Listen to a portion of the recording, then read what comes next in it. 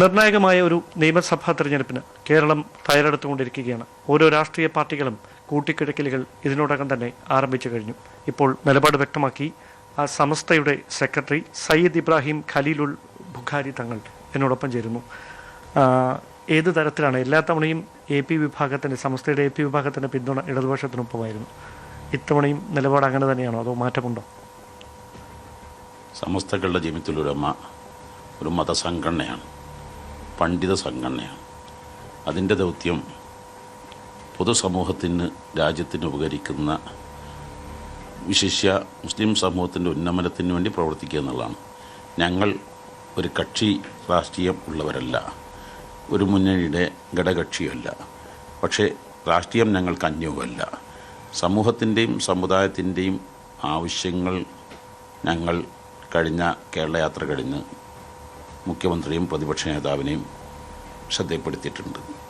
അപ്പോൾ തെരഞ്ഞെടുപ്പ് പ്രഖ്യാപനം കഴിഞ്ഞ് പ്രകടന പത്രികയിൽ ഞങ്ങളുടെ നിലപാടുകൾ, അഥവാ മനുഷ്യർക്കൊപ്പം നിൽക്കുന്ന നിലപാടുകൾ ആരെല്ലാം ഉൾക്കൊള്ളുന്നു, എത്രമാത്രം ഉൾക്കൊള്ളുന്നു എന്ന് പഠിച്ചതിന് ശേഷമായിരിക്കും ഞങ്ങളുടെ നിലപാട് ഞങ്ങളെടുക്കുക. അപ്പോൾ ഒരു സമദൂരമാണ് ഇപ്പോൾ എന്നാണോ? അങ്ങനെ അല്ല. ഞങ്ങൾ എല്ലാ കാലത്തും ഒരേ നിലപാട് തന്നെയാണ് ഞങ്ങൾക്കുള്ളത്. ഞങ്ങളെ സഹായിച്ചവരെ സഹായിക്കുക എന്നതാണ്. ഞങ്ങളെ സഹായിക്കുക എന്ന് പറഞ്ഞാൽ ഞങ്ങളുടെ നിലപാടുകൾക്കൊപ്പം നിൽക്കുക എന്നാണ്. എല്ലാ കാലത്തും ഞങ്ങളുടെ നിലപാടുകൾക്കൊപ്പം നിൽക്കുന്നത് ഞങ്ങൾ എല്ലാ കാലത്തും അവരുടെ കൂടെ ഉണ്ടാകും. അല്ല ഏതെങ്കിലും ഒരു കക്ഷിക്ക് ഞങ്ങൾ പിന്തുണ എന്നും പ്രഖ്യാപിച്ചിട്ടില്ല, അത് പ്രഖ്യാപിക്കില്ല. കഴിഞ്ഞ ആഴ്ച മലപ്പുറത്ത് വന്നപ്പോൾ മുഖ്യമന്ത്രി സ്വകാര്യമായൊരു കൂടിക്കാഴ്ച നടത്തിയിരുന്നു. അപ്പോൾ രാഷ്ട്രീയം ചർച്ചയായിരുന്നു, അതിനപ്പുറത്തുള്ള സൗഹൃദമായിരുന്നു. എന്തായിരുന്നു അത്? മലപ്പുറത്ത് വരുമ്പോഴൊക്കെ സൗഹൃദ സംഭാഷണം നടത്താറുണ്ട്. അതിൻ്റെ ഭാഗമായിട്ടുണ്ടായ സംഭാഷണമാണ് നടന്നത്. ഈ ജമാഅത്തെ ഇസ്ലാമി UDF കൂട്ടുകെട്ടിനെതിരെ കഴിഞ്ഞ സമസ്തയുടെ സമ്മേളനത്തിൽ പ്രമേയം അവതരിപ്പിക്കുന്ന സാഹചര്യം, പിന്നീട് അത് വലിയ തരത്തിൽ ചർച്ചയായി മാറുന്ന സാഹചര്യമൊക്കെ ഉണ്ട്. അതിനുശേഷവും പ്രതിപക്ഷ നേതാവ് ജമാഅത്തെ ഇസ്ലാമിയുമായുള്ള ബന്ധത്തെ പിന്തുണയ്ക്കുന്ന ഒരു നിലപാടാണ് സ്വീകരിച്ചത്. അതിനോട് ഇപ്പോൾ എങ്ങനെയാണ് AP വിഭാഗം അതിനോടുള്ളൊരു പ്രതികരണം നടത്തുന്നത്?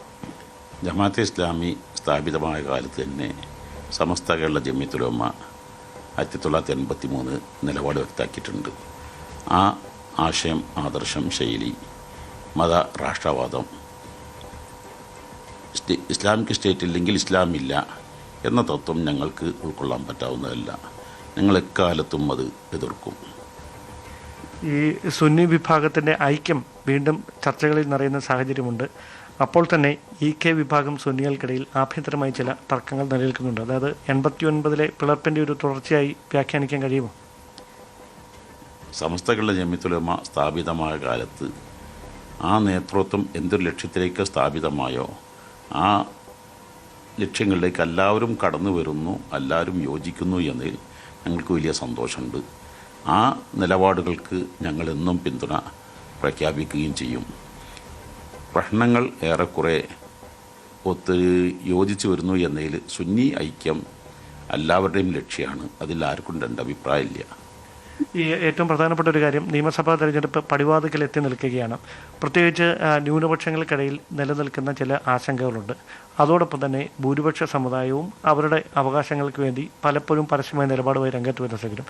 അവിടെ ഒരു സാമുദായിക ഒരു സൗഹാർദ്ദം ഉറപ്പുവരുത്തിക്കൊണ്ട് എല്ലാവരെയും ഒന്നിച്ചു കൊണ്ടുപോകുക എന്ന് പറയുന്നതാണല്ലോ ഒരു ഭരണകൂടത്തിൻ്റെ ദൗത്യം എന്ന് പറയുന്നത്. അതിന് കേരളത്തിൽ മാറി മാറി വരുന്ന ഭരണകൂടങ്ങൾ പൂർണ്ണമായി അവർക്ക് കഴിയുന്നുണ്ടെന്നൊരു വിശ്വാസമുണ്ടോ? കേരളത്തിൽ നിന്നല്ല, ഇന്ത്യയിൽ നിന്നല്ല, ലോകത്ത് 100% എല്ലാം പൂർത്തീകരിച്ചുകൊണ്ട് ഒരു ഭരണവും നടക്കുന്നില്ല. ഇന്നത്തെ സാഹചര്യം നമുക്കറിയാമല്ലോ. എന്നാൽ കുറേ മെച്ചപ്പെട്ട ഗുണങ്ങൾ ഉണ്ടാവാറുണ്ട്. ഞങ്ങൾ ആ ഗുണങ്ങൾ മൈനസും പ്ലസും വിലയിരുത്തി എന്നിട്ടായിരിക്കും ഞങ്ങളുടെ പ്രഖ്യാപനങ്ങളും തീരുമാനങ്ങളും ഉണ്ടാകുക. അപ്പോൾ ഈ പ്രകടന പത്രിക വന്നാൽ മാത്രമേ ഇതൊരു തീരുമാനം എത്തുകയുള്ളൂ. ഞങ്ങളതിൻ്റെ ശേഷം ഞങ്ങൾ വിലയിരുത്തിയിട്ട് ഞങ്ങൾ തെരഞ്ഞെടുപ്പോടെ അടുത്ത സമയത്ത് ഞങ്ങൾക്ക് രാഷ്ട്രീയ ഞങ്ങൾക്ക് നോട്ടീസും വാൾ പോസ്റ്റ്, ബാനർ, പ്രചരണമൊന്നും ഞങ്ങൾക്ക് ആവശ്യമില്ലല്ലോ. ഞങ്ങൾക്ക് അണികളിലേക്ക് സന്ദേശം എത്തിക്കലേ ആവശ്യമുള്ളൂ. അത് ഞങ്ങളുടെ രാഷ്ട്രീയ ചാനലുകൾ ഞങ്ങൾ എത്തിക്കും. അപ്പോൾ അതിൽ ഈ ഏറ്റവും പ്രധാനമായി നിങ്ങൾ മുമ്പോട്ട് വെക്കുന്ന ഒരു പ്രധാനപ്പെട്ട ഒരു ആവശ്യം, ഒരു പ്രയോറിറ്റി എന്താണ്? ഞങ്ങൾ പ്രസ്ഥാനത്തിൻ്റെ നിലപാട് ഞങ്ങളെല്ലാ കക്ഷികളും പ്രതിപക്ഷത്തെയും ഭരണപക്ഷത്തെയും ഒക്കെ അറിയിച്ചിട്ടുണ്ട്. ആ നിലപാടുകൾ ഞങ്ങൾ ഉറച്ചു നിൽക്കും. ന്യൂനപക്ഷം ഇവിടെ ഒരു ആശങ്ക നേരിടുന്ന സാഹചര്യം അങ്ങനെ എന്തെങ്കിലും ഉണ്ടോ? ഇവിടെ ലോകത്ത് വെച്ച് മുസ്ലിമീങ്ങൾക്ക് നല്ല ന്യൂനപക്ഷങ്ങൾക്ക് സൗകര്യങ്ങളും സ്വാതന്ത്ര്യം കൊടുക്കുന്ന രാജ്യമാണ് ഇന്ത്യ എന്നത് ഞങ്ങൾ അംഗീകരിക്കലോടുകൂടെ തന്നെ കുറേ പ്രശ്നങ്ങൾ ഇവിടെ നേരിടുന്നു എന്നുള്ളതും ഒരാൾക്കും നിഷേധിക്കാൻ കഴിയില്ല.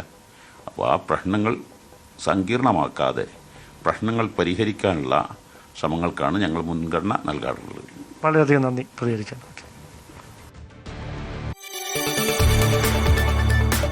കൂടുതൽ വാർത്തകൾക്ക് news 18 Keralam YouTube channel subscribe ചെയ്യുക.